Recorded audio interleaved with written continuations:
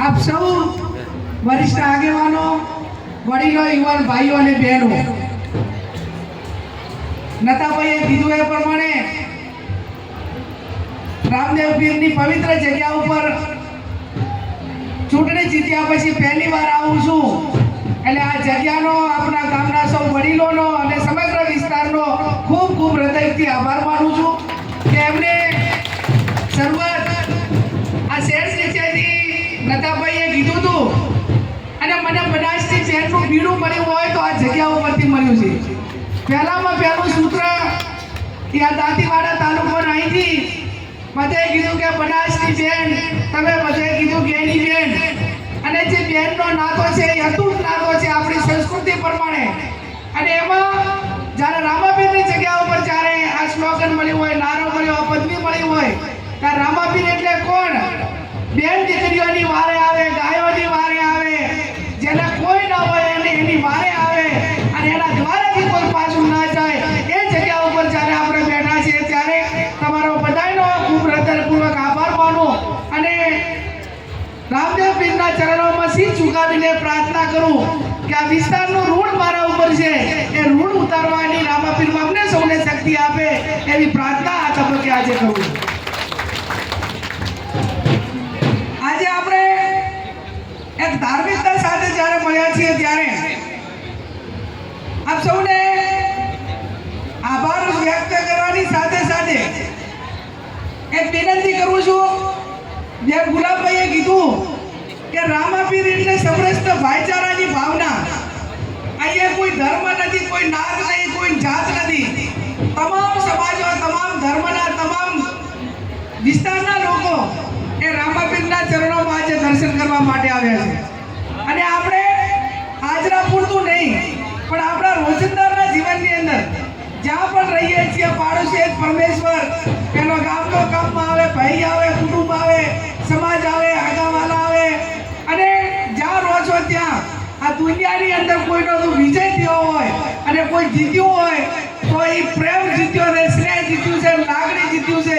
કોઈની હાર થઈ હોય, કોઈ નફરતની હાર થઈ છે, દુશ્મનાવટની હાર થઈ છે, ઘેર ઘેરને બદલા લેવા ભાવનાવાળા લોકોની હાર થઈ છે. હર હંમેશા રામાપીર આપ સૌને ભાઈચારાની ભાવનાથી રહેવા માટેની ભગવાન આપણને સૌને શક્તિ આપે એવી તમારા બધા વતી હું રામાપીરને પ્રાર્થના કરું.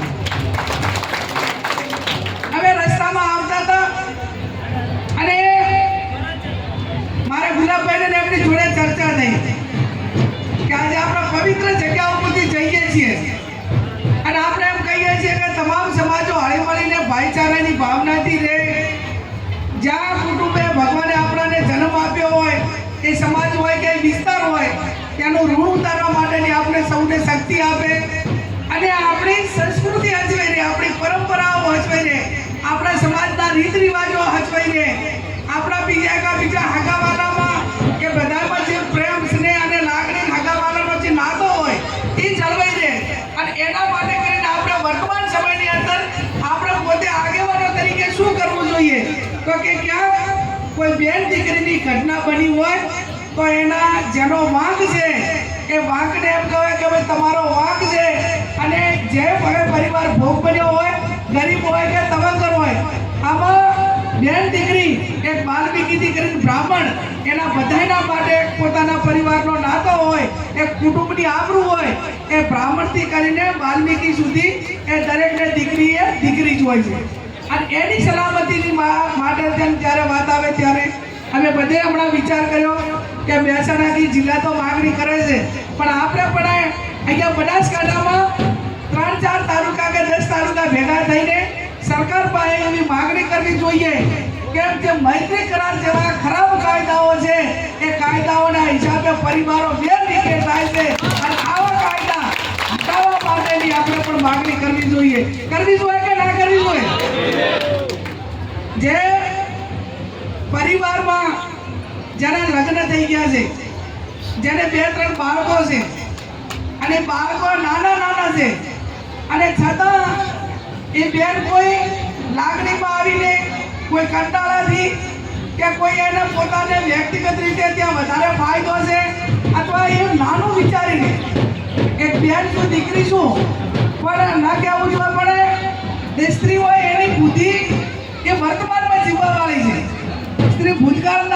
ભવિષ્ય ના જોવે, વર્તમાન ના જોવે અને પગની પાણીમાં જોવે.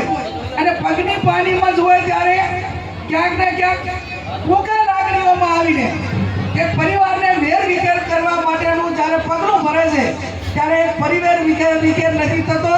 એના હિસાબે સમાજોમાં વર્ગ વિખેર થાય, કુટુંબોમાં થાય, ગામમાં થાય અને આખો બાળકો પણ એને જે એક નાના બાળકો હોય એ બાળકો પણ બાપને એના બાપને મોટા કરવા મુશ્કેલ બની જતા હોય છે. આપણે કહેવત છે કે તું માં હાવર હોય ને માં તો ગમે એવો બાપ કે કોઈ કારણોસર એનું મૃત્યુ થયું હોય ને તો એની માં હાવળ હોય તો બાળકોને મોટા કરી અને પાછો એ પરિસ્થિતિનું એ નિર્માણ કરી કે સમાજને ગૌરવ અપાય કે કુટુંબને અને એ ઓતો અને બાળકોની ઓતે આખી જિંદગી એ માં હાવળ હોય તો એને પુરવાર કરીને પસાર કરી ગઈ છે.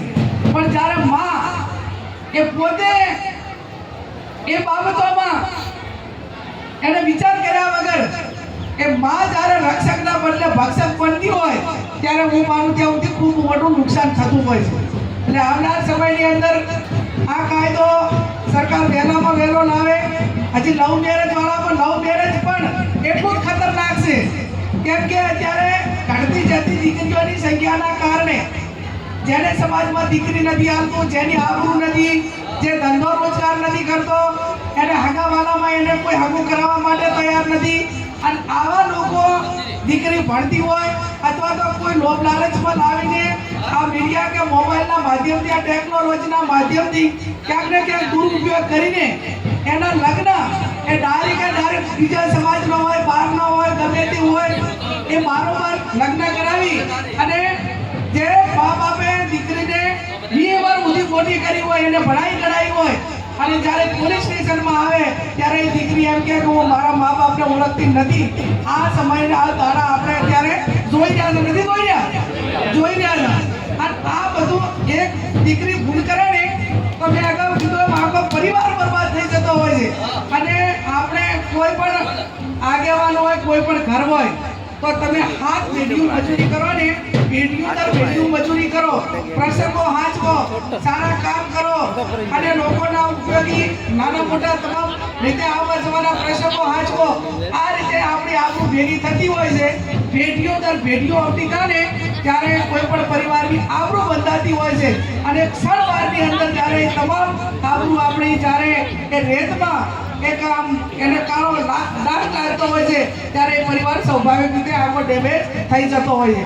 એટલે આજે રામાપીરને પ્રાર્થના કરું કે ભગવાન રામાપીર અમને તો આપ્યું જ એવી જ રીતે જેમ આપણે મેં અગાઉ કીધું એમ કે અહીંયાથી શરૂઆત થઈ હતી, બનાસની બેન જ્ઞાની બેનનું સૂત્ર આપવાનું, નારો આપવાનું, તમે મારું મામેરું મેં મામેરું ભર્યું. હવે જે કંઈ અમારા ઉપર ઉપકાર છે એ ઉપકાર ઉતારવા માટેની અમારી જવાબદારી છે.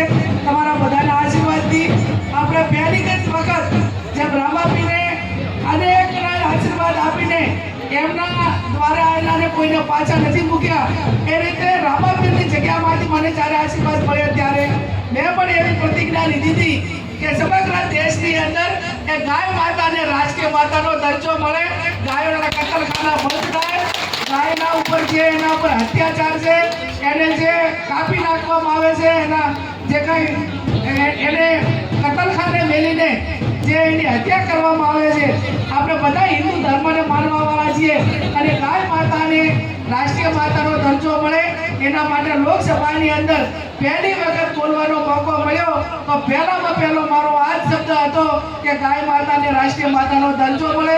જ્યારે વિધાનસભામાં ધારાસભ્ય તરીકે હતી ત્યારે પહેલામાં પહેલો આજથી લગભગ 2019માં પહેલી વિધાનસભામાં હું બોલી હતી કે આ લવ મેરેજનો કાયદો ખોટો છે, છતાં પણ તમારે લવ મેરેજ કાયદાથી રાખવા હોય તો મા બાપની સહી વગર લવ મેરેજ ન થવા જોઈએ.